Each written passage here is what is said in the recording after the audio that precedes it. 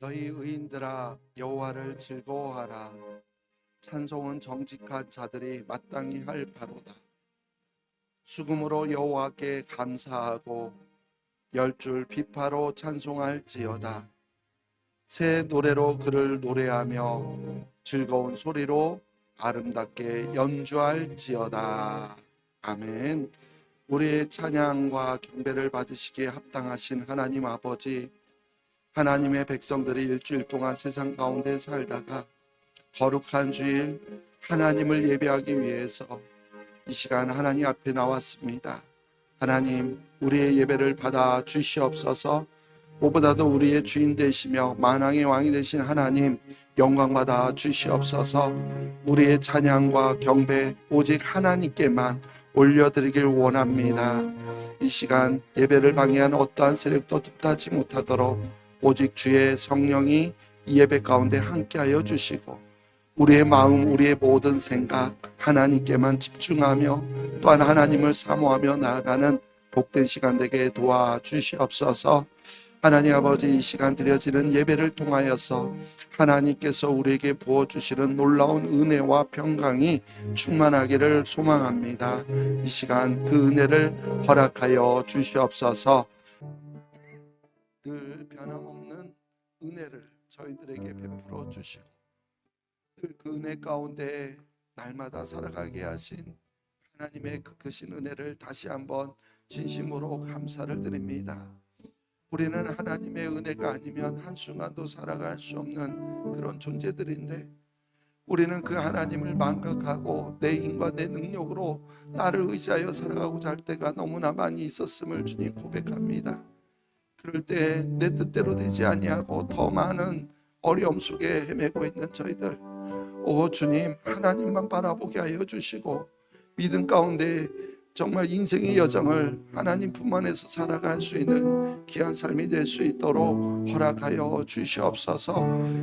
내 의지가 아니라, 내 의가 아니라 오직 하나님만을 의지하며 하나님의 은혜와 능력 가운데 살아가는 저희들의 삶이 되기를 소망합니다.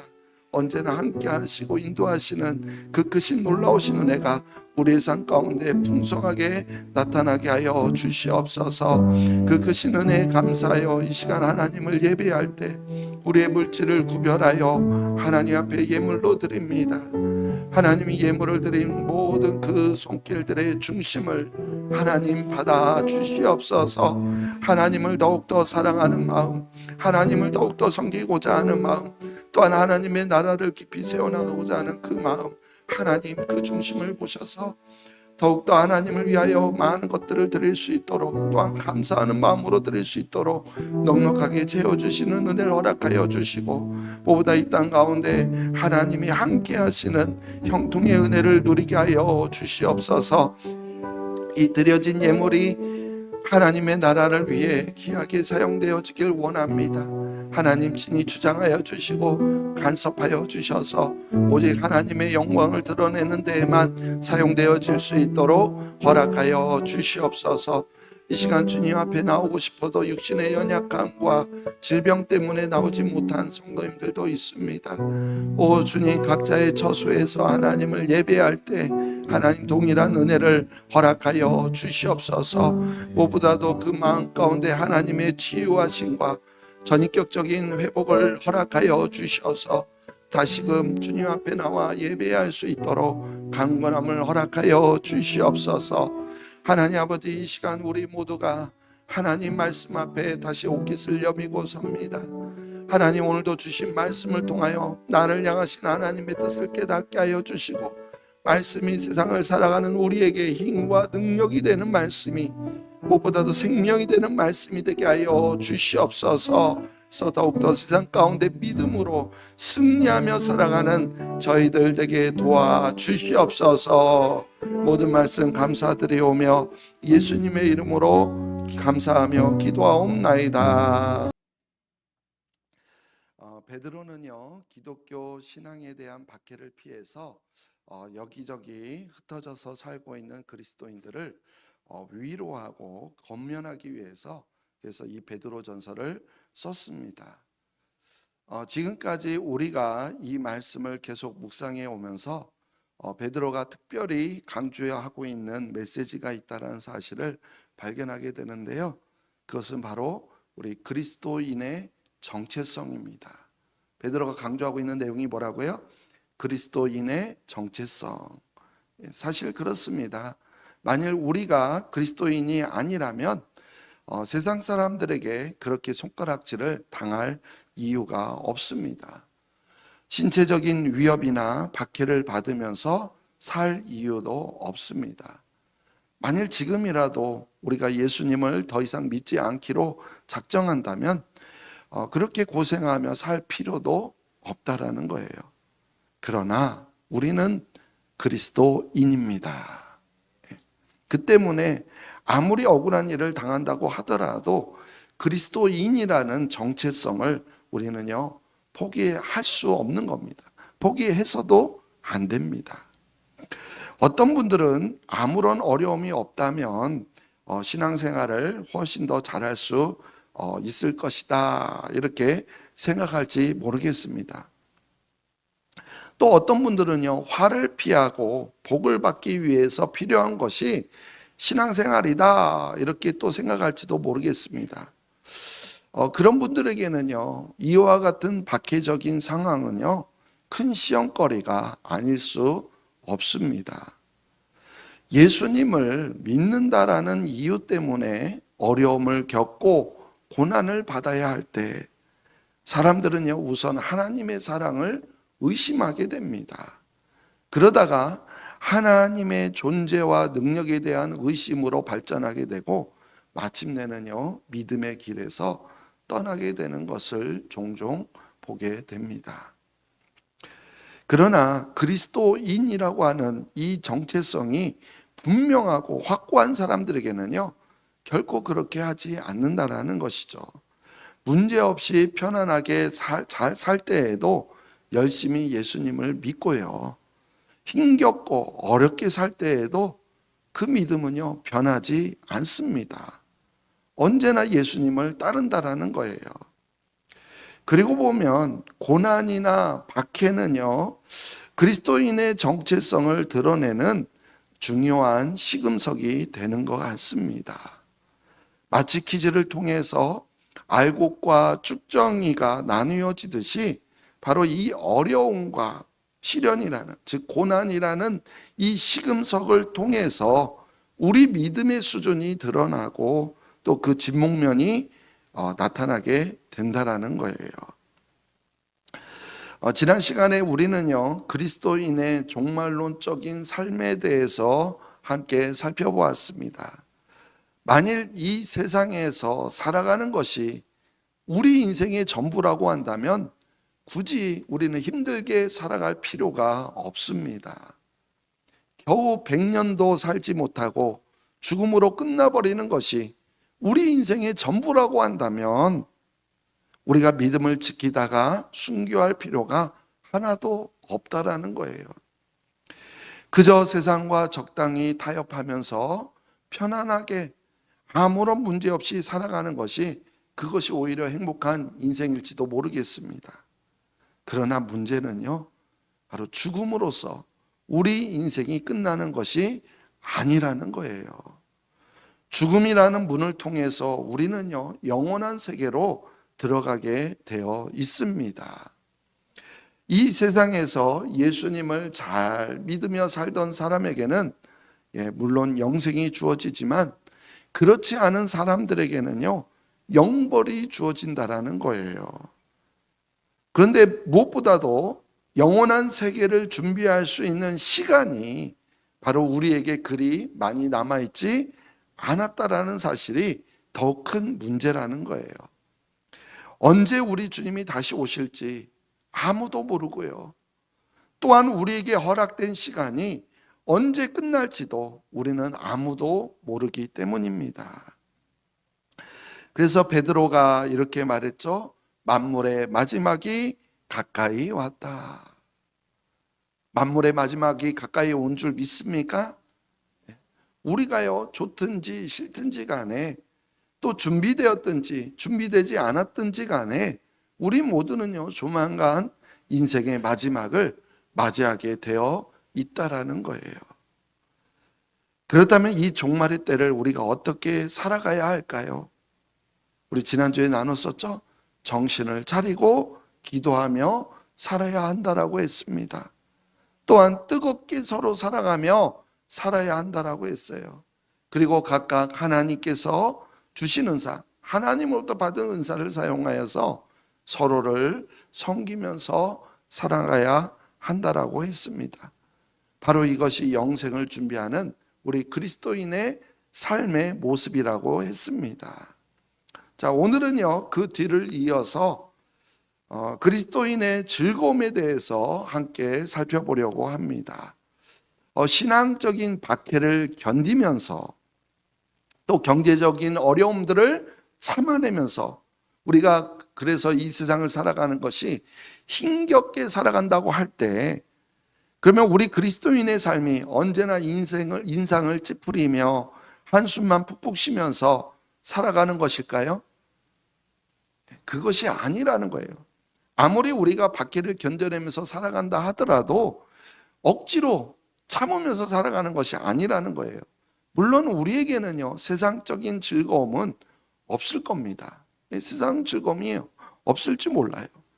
그렇지만 우리에게는요, 세상이 알지 못하는 즐거움, 바로 영적인 차원의 즐거움이 우리에게 있다라는 거예요.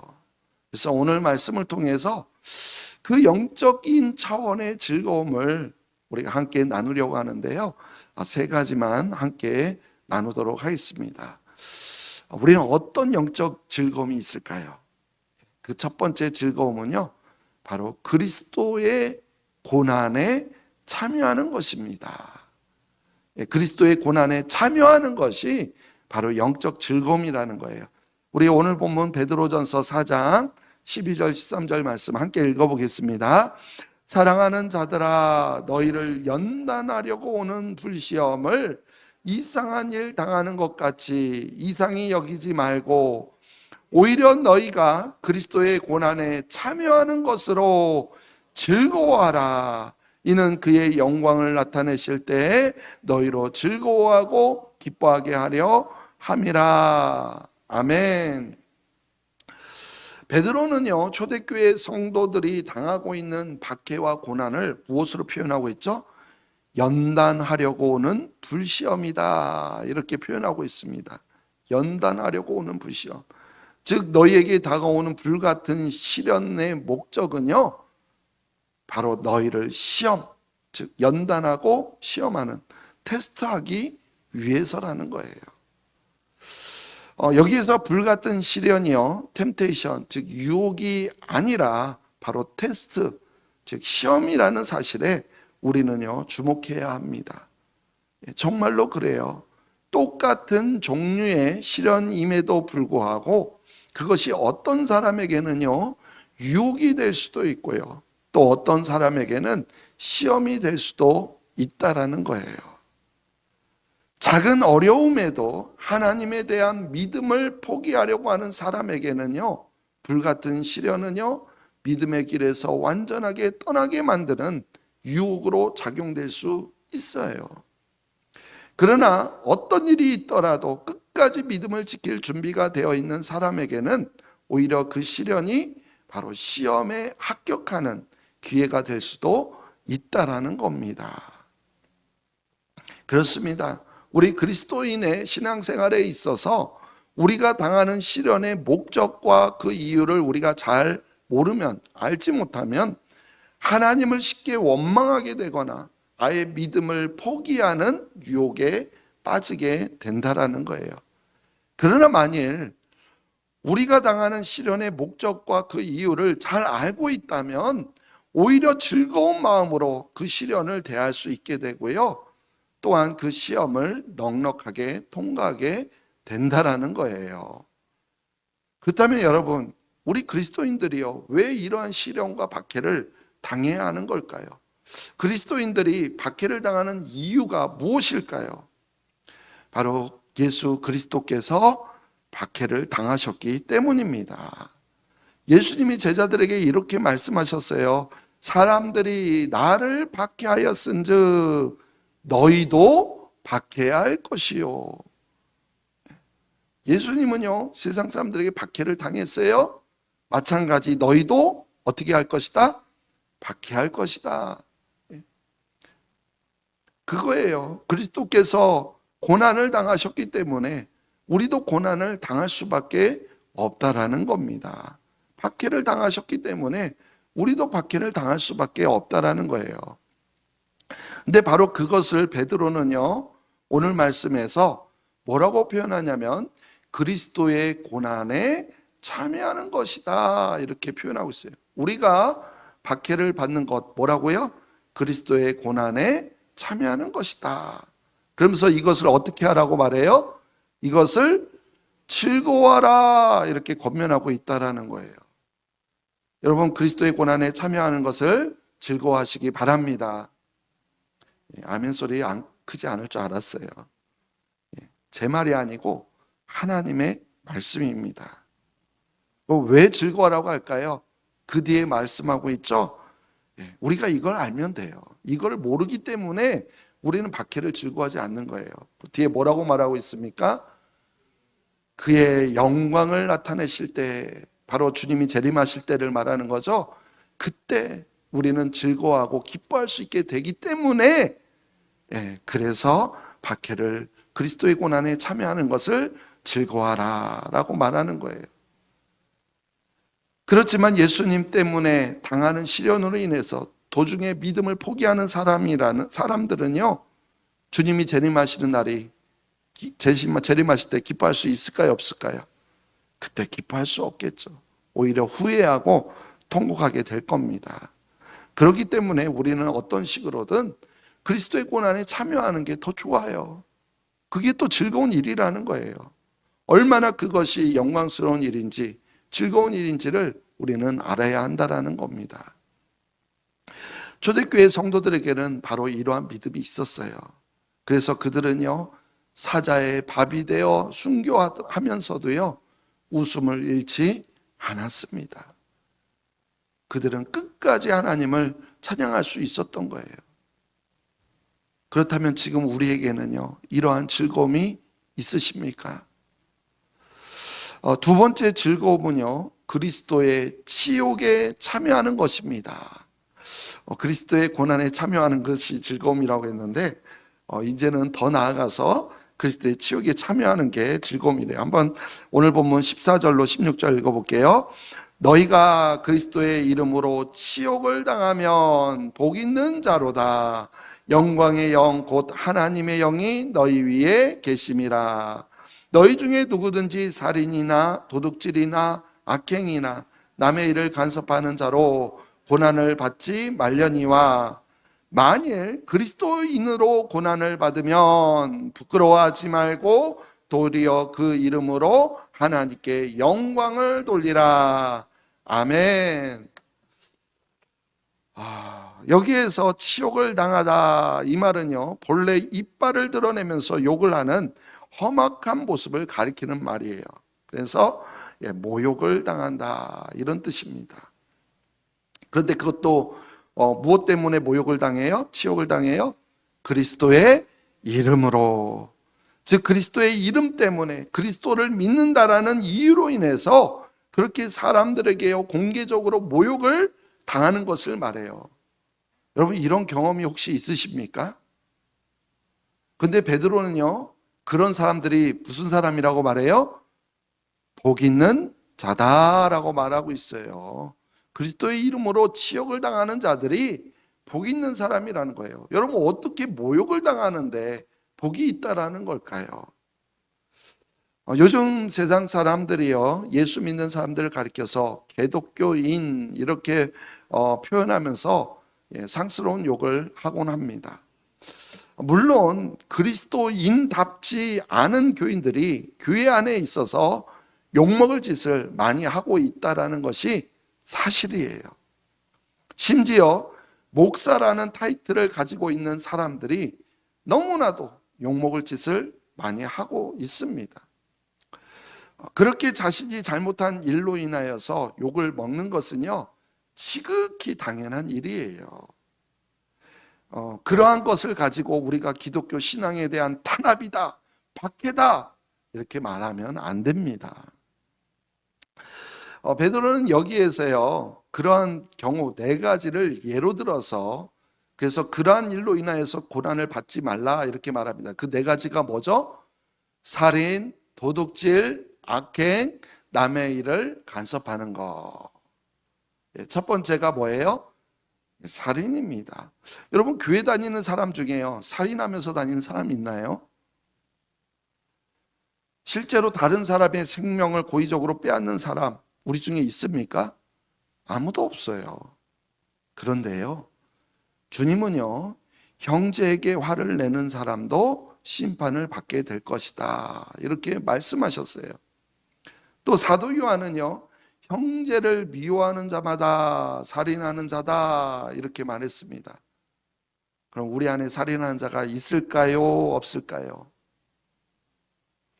그렇게 본다면은 교회 안에서 이러한 일로 인하여서 욕먹어 마땅한 사람들이 많이 있다라는 거예요. 죄송합니다.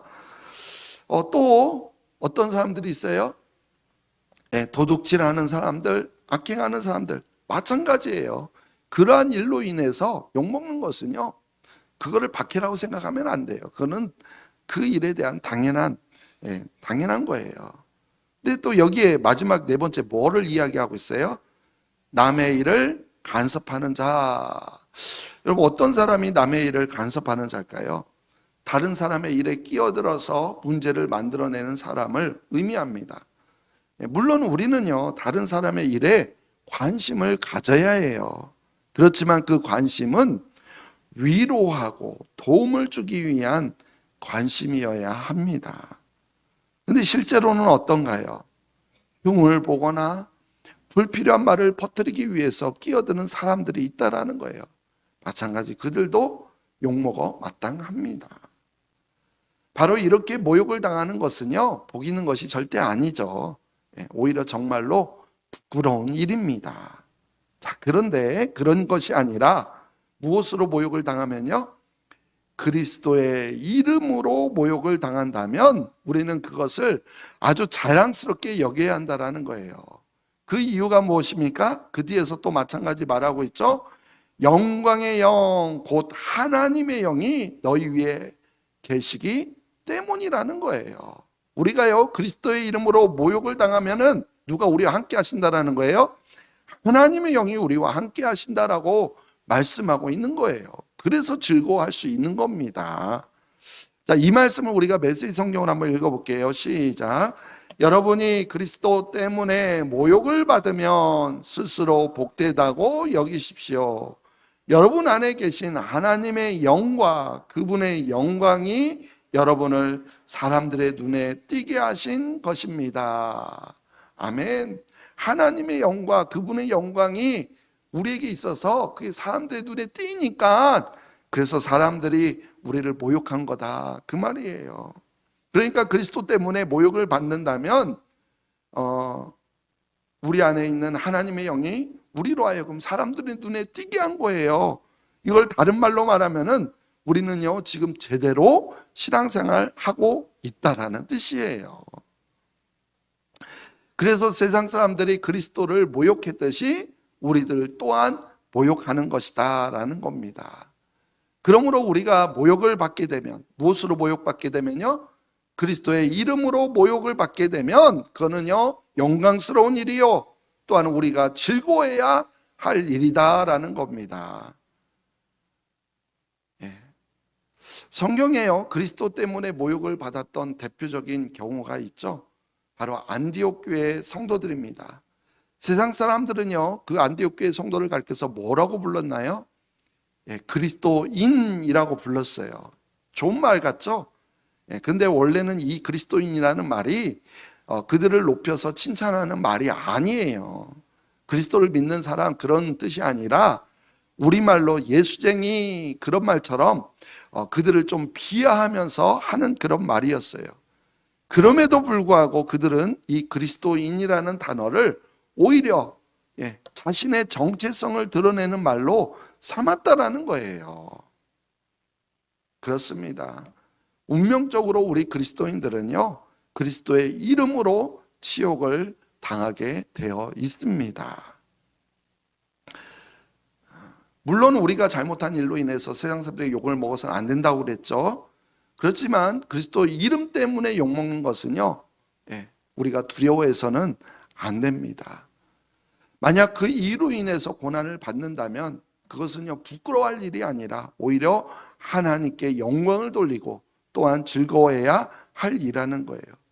왜 그렇습니까? 아까 말씀드렸죠. 우리는 제대로 신앙생활을 하고 있다는 뜻이기 때문에 그래요. 우리에게 이러한 즐거움이 있으십니까? 자, 마지막 세 번째 즐거움은요, 가장 먼저 하나님의 심판을 받는 겁니다. 하나님의 심판을 받는데 먼저 심판을 받는 것, 먼저 심판을 받는 것이 우리에게 또한 즐거움이다라는 거예요. 오늘 보면 17절, 18절 말씀 읽어보겠습니다.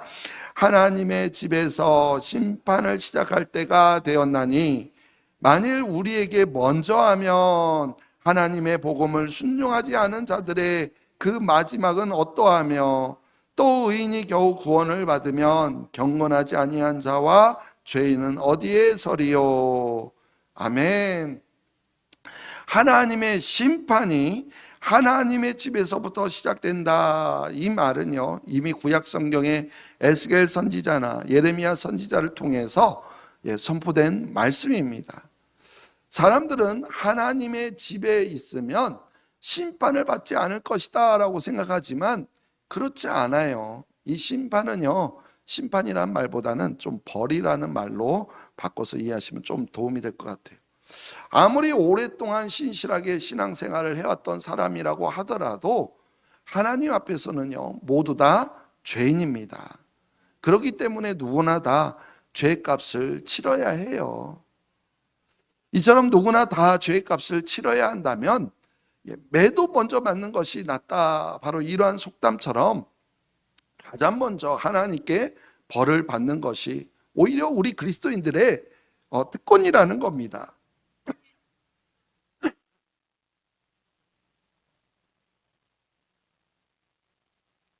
죄송합니다. 그렇습니다. 베드로는요, 지금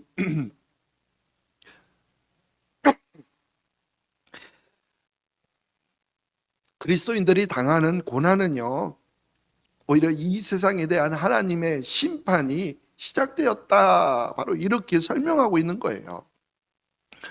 우리가 아무리 하나님의 말씀대로 살았다고 하더라도 우리가 완전할 수 있습니까? 우리에게 여전히 부족한 모습이 있어요.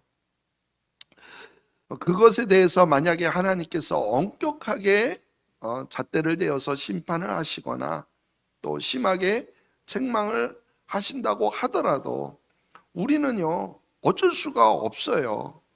그런데 하나님께서 우리를 맨 먼저 세우셔서 적당하게 심판하며 끝내주신다라는 거예요. 바로 이 말씀이 그런 말씀이에요. 좀 먼저 매 맞고 끝나게 해주신다, 그런 의미를 갖고 있어요. 그래서 이것을 다른 말로 표현하자면 감당할 수 있을 만큼만 시험하시고 또한 피할 길을 주셔서 능히 감당하게 하신다라는 거예요. 우리 고린도전서 10장 13절 말씀 같이 읽어볼까요? 시작.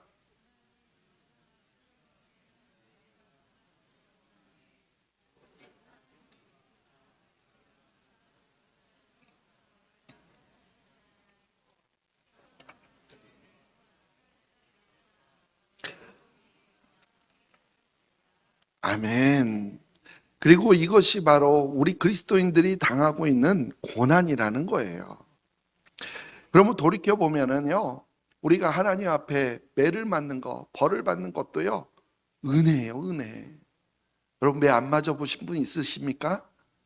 우리가 매 맞고 이 자리에 있는 것이, 먼저 매 맞은 것이, 먼저 하나님의 심판을 받은 것이 은혜라는 거예요, 은혜. 왜냐하면 하나님은 그 매를 통해서 우리를 멸망시키는 게 아니거든요. 망하게 하지 않으십니다. 하나님은 우리를 때려서라도 어떻게든 고치시고 구원하기를 원하세요. 그래서 우리는 하나님 앞에 먼저 심판을 당해도요, 그거는 우리에게 기뻐할 이유가 된다라는 거예요. 그래서 하나님의 뜻대로 받는 고난은 오히려 우리에게 약이 되는 겁니다. 그러므로 가장 먼저 하나님의 심판을 받는 것도 우리에게는 즐거움이 되는 겁니다. 그런데 이와 같은 즐거움들은요, 하나님을 알지 못하는 세상 사람들에게는 도저히 이해할 수 없는 것들이죠. 아니, 화를 피하고 복을 받겠다고 기복적인 신앙생활을 하는 사람들도요, 이러한 즐거움은요, 절대 이해할 수 없는 거예요. 그렇습니다. 하나님은 결코 우리에게 의미 없는 고난을 주시지 않아요. 모든 고난에는 목적과 이유가 있습니다. 그것을 깨달아 알고 나면 우리는 베드로처럼 모든 일들 속에서 하나님이 주시는 즐거움을 발견할 수 있을 겁니다. 우리 그리스도인들은요, 고난을 두려워하지 않는 사람들이에요. 오히려 고난을 통해서 영적인 즐거움을 발견하는 사람들입니다. 바로 이러한 그리스도인들을요, 세상 사람들은 감히 감당할 수 없는 겁니다. 그러므로 우리가 그리스도인으로서 고난을 받으면 두려워하거나 또한 부끄러워하거나 또한 억울해하는 것이 아니라, 제발 좀 억울해하지 마세요.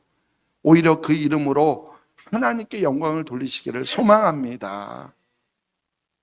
오늘 본문 가운데요, 우리 16절 말씀만 다시 한번 읽어볼까요?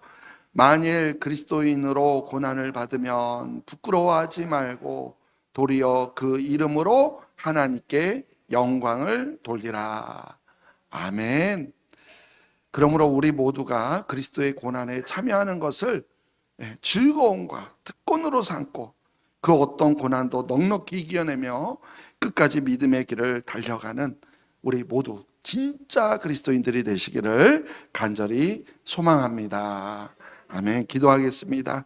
하나님 아버지, 그렇습니다. 우리는 어떻게든 고난을 피하고 싶고 고난을 당하지 않고 싶은 것이 우리의 솔직한 마음입니다.